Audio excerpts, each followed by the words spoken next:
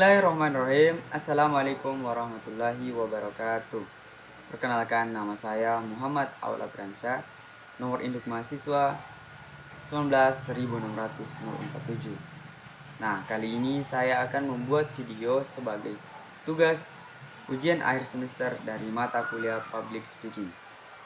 Nah, yang pertama itu tujuan belajar beserta dengan dalil-dalilnya. Nah, kewajiban menuntut ilmu telah diterangkan dalam Al-Quran dan hadis. Belajar merupakan sebuah kewajiban bagi setiap manusia, karena dengan belajar atau dengan menuntut ilmu, manusia dapat meningkatkan kemampuan yang ia miliki. Dan dengan belajar pula, manusia dapat mengetahui apa yang mereka tidak ketahui sebelumnya. Kita, khususnya sebagai umat Islam atau umat Muslim, haruslah lebih memperhatikan lagi dalam hal menuntut ilmu atau dalam hal belajar, karena di dalam agama Islam atau di agama kita Islam sudah dijelaskan beberapa keutamaan untuk menuntut ilmu. Nah, salah satu ayat yang menunjukkan keutamaan menuntut ilmu itu terdapat pada Quran surah Al-Mujadalah ayat 11 yang berbunyi, A'udzubillahi minasyaitonirrajim. Bismillahirrahmanirrahim. Yarfa'illahu alladhina amanu minkum walladhina utul ilman darajan. Yang artinya, niscaya Allah akan meninggikan orang-orang yang beriman di antara kamu dan orang-orang yang berilmu pengetahuan beberapa derajat.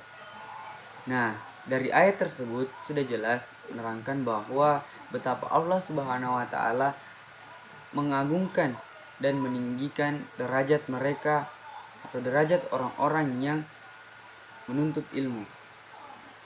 Nah, isyarat ini menandakan bahwa dengan ilmulah manusia bisa menjadi lebih mulia di mata Allah Subhanahu wa taala, di sisi Allah Subhanahu wa taala. Tidak dengan hanya hartanya saja, namun dengan ilmu manusia juga dapat menjadi mulia. Nah, dalam sebuah hadis mengatakan bahwasanya siapa yang menempuh perjalanan untuk mencari ilmu, maka Allah Subhanahu wa taala akan memudahkan jalannya menuju surga. Nah, dari hadis tersebut juga sudah menjelaskan bahwa keutamaan menuntut ilmu itu adalah mempermudah kita untuk jalan kita menuju surganya Allah Subhanahu wa taala. Adapun tujuan belajar yang pertama itu mengadakan perubahan di dalam diri, diantaranya itu tingkah laku. Kemudian yang kedua itu belajar bertujuan mengembangkan keterampilan atau skill kita. Kemudian yang ketiga itu belajar bertujuan membuat kita yang dulunya buruk menjadi lebih baik. Selanjutnya yang kedua, tujuan dan kegunaan mempelajari public speaking. Public speaking adalah kemampuan berbicara di depan orang banyak atau di depan umum. Nah, adapun kegunaan daripada public speaking yaitu yang pertama, membuat kita tidak gugup berbicara di depan umum. Yang kedua, meningkatkan tingkat kepercayaan diri kita. Kemudian yang ketiga, berlatih berpikir cepat dan runtun. Kemudian yang keempat itu yakin terhadap diri sendiri.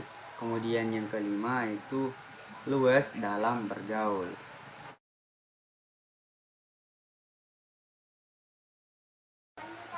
Selamat pagi pemirsa.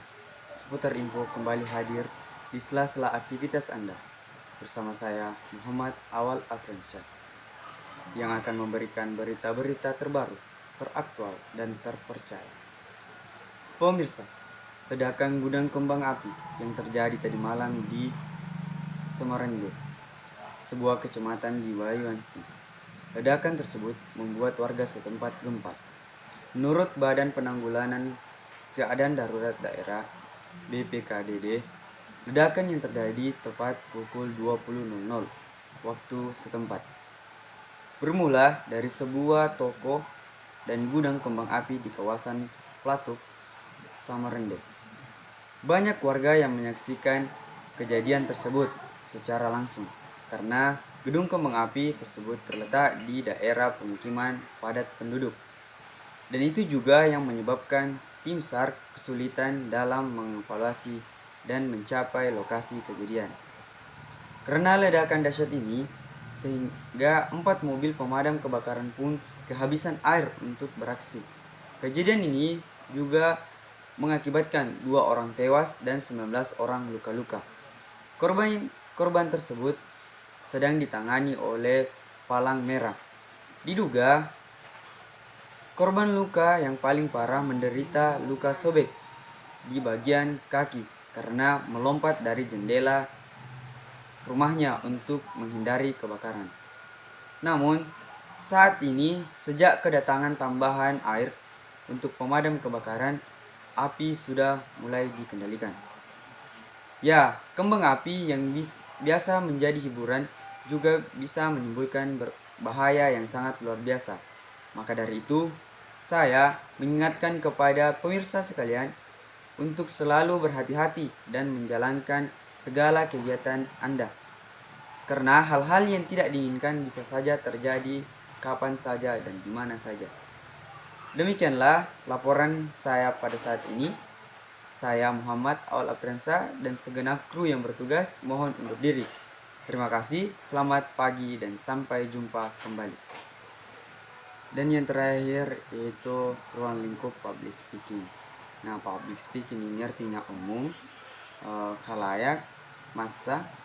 Kemudian speaking ini artinya berbicara. Nah, jika kita gabungkan public speaking, maka artinya adalah pembicara di depan umum secara runtut dan terencana. Nah, dengan tujuan tertentu. Nah, kegiatan public speaking ini meliputi pidato, ceramah, presentasi, siaran video, siaran televisi, mengajar di kelas, diskusi, dialog, briefing, motivator, pelatihan, rapat, orasi, kampanye, dan semua jenis pembicara di depan orang banyak. Nah, baik berupa kelompok atau grup, kerumunan, maupun orang-orang tertentu secara spesifik atau audiens. Nah, itulah tadi pembahasan ujian akhir semester mata kuliah public speaking. Mudah-mudahan dapat dipahami dan dimengerti secara baik dan seksama. Lebih dan kurangnya mohon dimaafkan. Saya Muhammad Awal Aprensa undur diri. Assalamualaikum warahmatullahi wabarakatuh.